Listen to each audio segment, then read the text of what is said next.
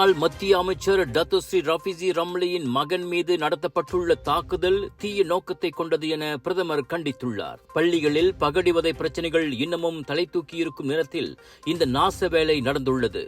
எனவே அத்தாக்குதலை விரைவாகவும் வெளிப்படையாகவும் விசாரிக்குமாறு உள்துறை அமைச்சை அன்வார் உத்தரவிட்டார். ரஃபீசியின் குடும்பம் இந்த இக்கட்டான சூழலை மனத்திடத்துடன் எதிர்கொள்வார்கள் என பிரதமர் நம்பிக்கை தெரிவித்தார். இவ்வேளையில் எதிர்க்கட்சி கூட்டணியான பரிகாத்தா நேஷனலும் இத்தாக்குதலை கண்டித்து அறிக்கை வெளியிட்டுள்ளது.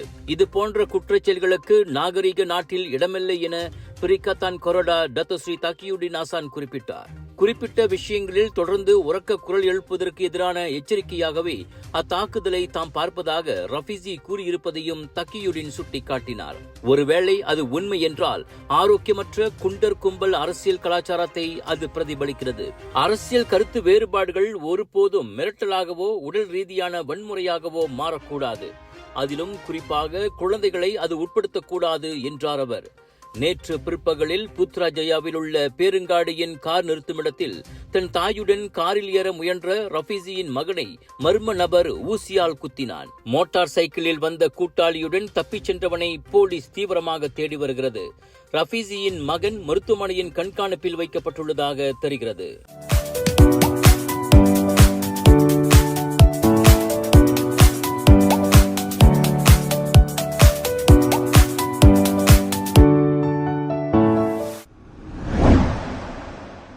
மலேசிய இந்தியர்களுக்கு சிறப்பு அமைச்சரவை செயற்குழு தேவை என சுங்கை சிப்போட் நாடாளுமன்ற உறுப்பினர் கேசவன் வலியுறுத்தியுள்ளார். அச்சமூகத்திற்கான திட்டங்களின் அமலாக்கங்களை பிரதமரை நேரடியாக கண்காணிக்க இது வாய்ப்பாக அமையும். இதன் மூலம் அமைச்சுக்கள், அரசு துறைகள், மித்ரா உள்ளிட்ட பல்வேறு அரசு நிறுவனங்களின் கீழ் திட்டங்கள் ஆக்கப்பூர்வமாகவும் விரிவாகவும் மேற்கொள்ளப்படுவதை உறுதி செய்ய முடியும். இதனால் இலக்கு வைக்கப்பட்டோருக்கு உதவிகள் சென்றடையும் என்றார் அவர். Merayu kepada kerajaan menubuhkan jawatan kuasa kabinet khas bagi masyarakat India. Kenapa? Penubuhan jawatan kuasa kabinet khas bagi masyarakat India bukan hanya relevan, malah perlu dijadikan keutamaan dalam usaha negara membina sebuah Malaysia yang lebih adil dan inklusif. Dengan adanya jawatan kuasa kabinet khas ini, dasar dan pelan tindakan untuk masyarakat India akan dipantau secara langsung oleh Perdana Menteri sekaligus menjamin pelaksanaan yang lebih berkesan dan menyeluruh. Jawatan kuasa ini penting bagi menyelaraskan pelbagai program dan dana pembangunan yang sedia ada, termasuk daripada mitra, agensi-agensi kerajaan dan kementerian yang berkaitan. Kita tidak mahu lagi berlaku ketirisan, pertindihan program atau bantuan yang tidak sampai kepada golongan sasaran. Dengan struktur khas kabinet, setiap inisiatif boleh dipantau, dinilai dan ditambah baik secara bersepadu. Penubuhan jawatan kuasa ini menjadi simbol komitmen politik kerajaan perpaduan terhadap nasib masyarakat India. அதே சமயம் Indian blue print எனப்படும் மலேசிய இந்தியர் பெருந்திட்ட அமலாக்கத்திற்கும் மடானி அரசாங்கம் முன்னுரிமை வழங்க வேண்டும்.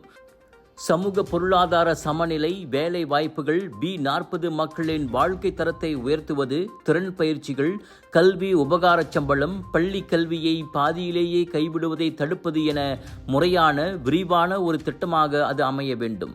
தோட்ட பாட்டாளிகளுக்கு நிரந்தர வீடுகள் வேண்டும் என்பதையும் கேசவன் வலியுறுத்தினார். நடப்பிலுள்ள சட்டம் 446 தற்காலிக குடியிருப்புக்கே உத்தரவாதம் வழங்குவதால் தோட்ட தொழிலாளர்களுக்கு நிரந்தர வீட்டுரிமை வழங்கும் வகையில் சட்ட திருத்தம் செய்யப்பட வேண்டும் என்றார் அவர்.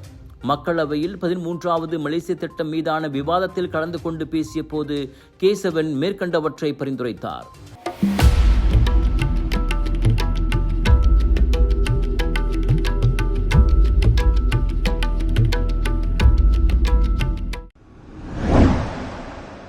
குவாலத்திரங்கானுவில் உள்ள ஓர் ஆரம்ப பள்ளியில் பள்ளி தோழர்கள் தாக்கியதில் 2ஆம் ஆண்டு மாணவனின் கண் எலும்பு முறிந்து மூக்கு உடைந்து போனது. ஜூலை 30ஆம் தேதி மாலை 4 மணி அளவில் முகத்தில் இரத்த காயங்களுடன் மாணவன் வீடு திரும்பிய போது இச்சம்பவம் வெளிச்சத்துக்கு வந்தது. பல மாணவர்கள் அவனை தாக்கியதோடு அவனது கைகளை பிடித்துக் கொண்டு அவன் விழும் வரை முகத்தில் குத்தியதாக தாய் போலீசில் புகார் செய்தார். தனியார் மருத்துவமனையில் எக்ஸ்ரே பரிசோதனையில் காயங்கள் உறுதியானதும் பின்னர் அவன் குவாலத்திரங்கானுவில் உள்ள சுல்தானா நூர் ஜஹீரா மருத்துவமனையில் சேர்க்கப்பட்டான். 3 உடன்பிறப்புகளில் 2வது மகனான அந்த சிறுவனுக்கு மூக்கு எலும்பு முறிவை சரி செய்ய நேற்று காலை அறுவை சிகிச்சை செய்யப்பட்டது. மகன் பகடிவதைக்கு ஆளாவது இது முதன்முறை அல்ல என அவனது தாயார் கூறினார். ஜூன் மாதத்தில் ஒரு கல்லால் தாக்கப்பட்டதில் அவனது கண்ணில் காயம் ஏற்பட்டது. ஆனால் அந்த நேரத்தில் எந்த போலீஸ் புகாரும் செய்யப்படவில்லை. இருப்பினும் இந்த அண்மைய சம்பவத்தை தொடர்ந்து சட்ட நடவடிக்கை எடுக்க முடிவு செய்துள்ளதாக தாய் கூறினார். இந்த விஷயத்தை பற்றி விவாதிக்க தாக்குதலில் ஈடுபட்ட மாணவர்களின் பெற்றோரை திங்கட்கிழமையன்று பள்ளி நிர்வாகம் சந்தித்ததாகவும் தெரிகிறது. இச்சம்பவத்திற்கு மாணவர்களிடையே ஏற்பட்ட கேலி கிண்டலே காரணம் என முதற்கட்ட விசாரணையில் குவாலத்திரங்கானு போலீஸ் தலைவர் அஸ்லி நூர் தெரிவித்தார். இச்சம்பவம் மேல் நடவடிக்கைக்காக பள்ளி நிர்வாகம் மற்றும் குவாலத்திரங்கானு கல்வி இலாக்காவுக்கும் அனுப்பப்பட்டுள்ளது. விலையோ மலிவு, செலவோ குறைவு, தரமோ உயர்வு, மனமோ நிறைவு. மக்களின் தேர்வு என்ரிகோஸ் முழு ஆடை சத்துள்ள பால்மாவு.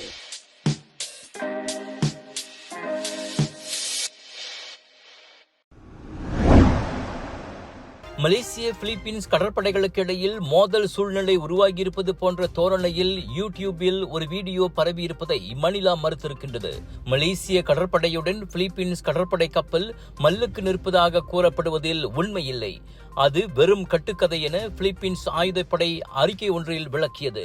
மலேசியாவுடனான 60 ஆண்டு கால நல்லுறவை கெடுப்பதோடு பிலிப்பீன்ஸ் ராணுவத்தின் நற்பெயருக்கு களங்கம் விளைவித்து தேவையற்ற பதற்றத்தை உருவாக்கவே இந்த பொய் வீடியோ பரப்பப்பட்டுள்ளது. இது போன்ற செயல்களால் வட்டார அமைதி சீர்குலைவதோடு குறிப்பிட்ட தரப்புகளுக்கு அரசியல் ஆதாயமும் கிடைப்பதாக அந்த அறிக்கை மேலும் கூறியது. பிராந்திய உரிமை கோரல் தொடர்பில் தென்சீன கடலில் இரு நாட்டு கடற்படைகளும் மல்லுக்கு நிற்பதாக 12 நிமிட வீடியோ முன்னதாக யூடியூபில் பதிவேற்றப்பட்டு வைரலானது.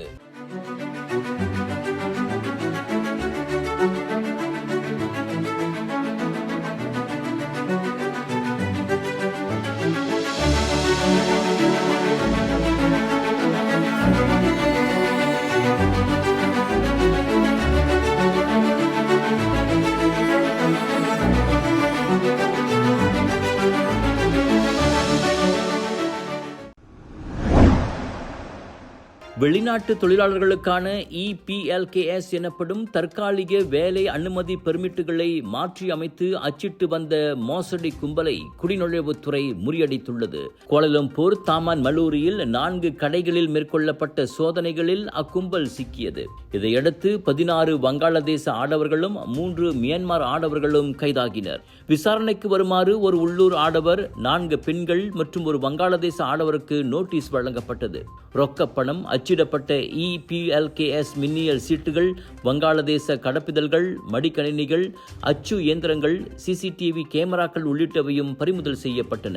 அந்த சட்டவிரோத செயல்கள் அதிகாரிகள் கண்களில் படாத வண்ணம் கைபேசி பழுது பார்ப்பு மற்றும் மளிகை கடைகள் போர்வையில் அக்கும்பல் இயங்கி வந்துள்ளது. வெளிநாட்டினரின் போலி கடப்பிதழ்களுக்கு ஏற்ப EPLKS மின்னியல் சீட்டை மாற்றி அமைக்க தலா 100 ரிங்கிட் கட்டணம் விதிக்கப்படுவதும் விசாரணையில் கண்டறியப்பட்டது. Sunshine Kids, the place where your kids shine, the fastest growing, award-winning, best preschool chain in the town. Welcome to our preschool, where learning meets fun. Our preschool provides a nurturing environment for young learners to thrive. www.sunshinekids.com.my. Kuala Lumpur ஸ்ரீ பட்டாலிங்கில் உரிமம் இல்லாமல் இயங்கி வந்த spa எனப்படும் ஆரோக்கிய நீரூற்று மையத்தில் வெளிநாட்டு ஆடவர்களான 5 உடம்புப்பிடி பணியாளர்கள் கைதாகினர். செவ்வாய்க்கிழமை அதிகாலை குடிநுழைவுத்துறை அதிகாரிகள் நடத்திய அதிரடி சோதனையில் அவர்கள் கைது செய்யப்பட்டனர். அவர்களில் 4 மியான்மர் நாட்டவர்கள், இன்னொருவர் தாய்லாந்து பிரஜை ஆவார். மியான்மர் நாட்டவரிடம் முறையான பயணப்பத்திரம் எதுவும் இல்லை.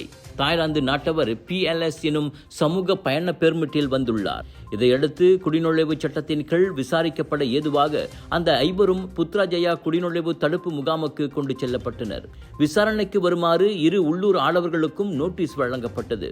சமூக ஊடகங்களில் விளம்பரப்படுத்தப்பட்டு மணிக்கு 109 ரிங்கிட் கட்டணத்தில் ஆண் வாடிக்கையாளர்களை குறிவைத்து இந்த ஸ்பா மையம் செயல்பட்டு வந்துள்ளது.